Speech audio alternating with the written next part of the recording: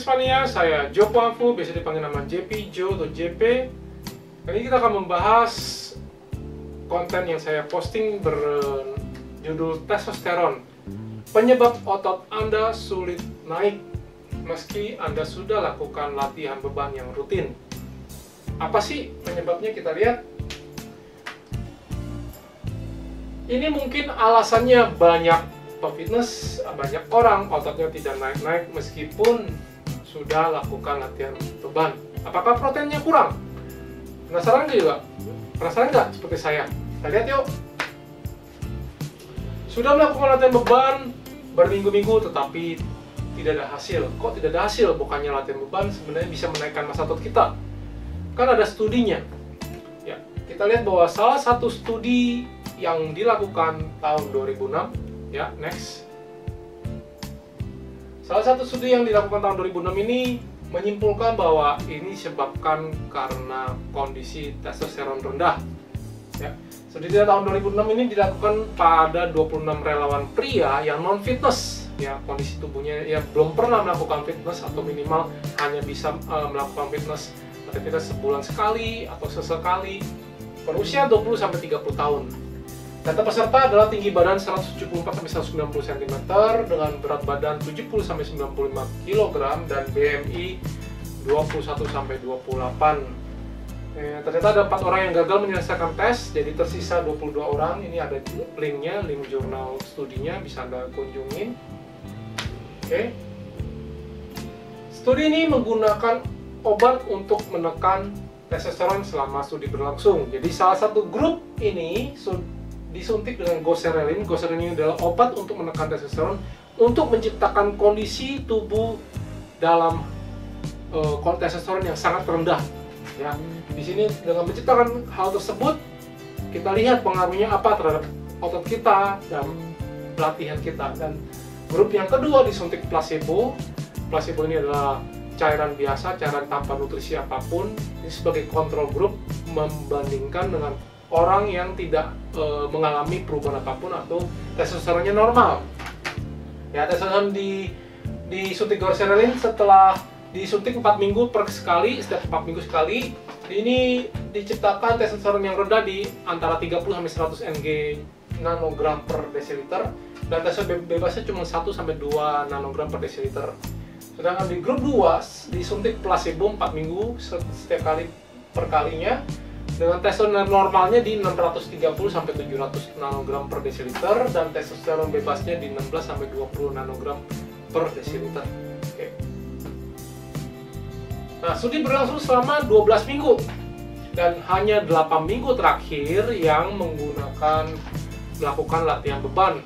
Jadi 4 minggu pertama sebenarnya untuk menunggu reaksi dari obat, ya, menunggu efek obat bekerja.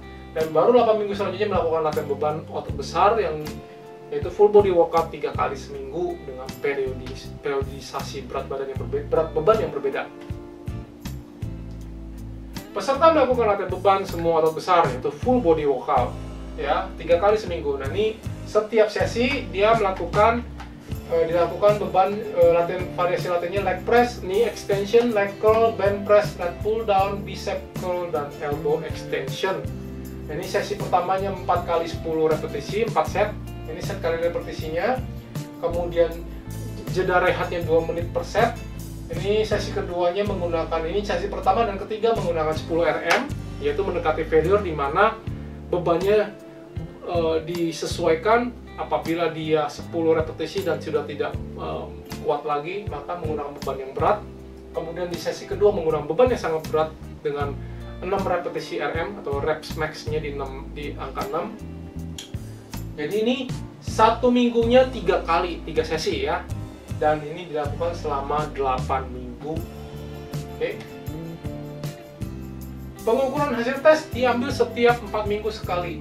Jadi hasil tes yang diambil adalah sampel darah, ya, akan dilihat testosteronnya, estrogennya, ya, dan hal-hal yang lainnya. Ada testosteronnya, ada testosteron total, ada testosteron bebas, ada SHBG-nya, ya. Lalu dilakukan DEXA scan. DEXA scan ini adalah X-ray scan untuk melihat komposisi lemak dan ototnya, ya, dengan menggunakan X-ray.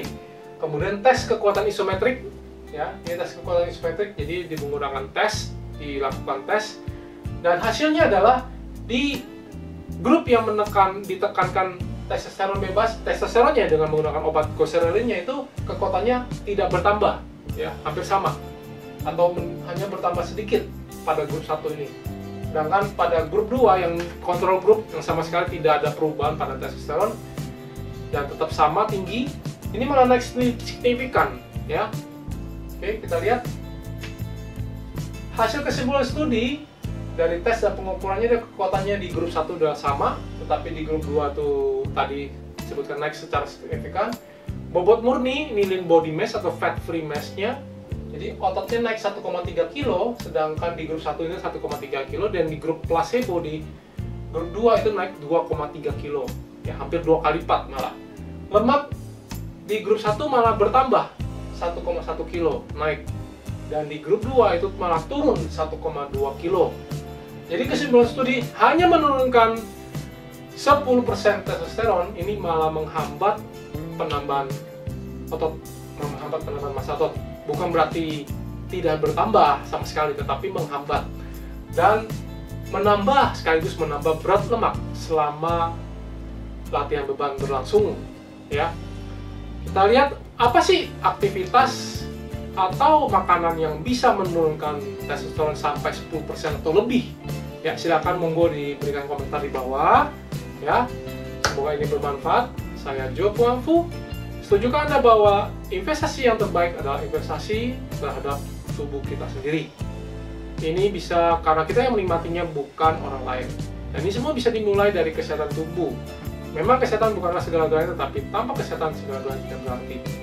Selain itu, kekuatan dan kesehatan mental kita ternyata dipengaruhi oleh kekuatan fisik tubuh. Jadi kita harus melatih fisik kita supaya kita bisa mengatasi segala tantangan di dalam hidup kita. Saya Joe Puangfu.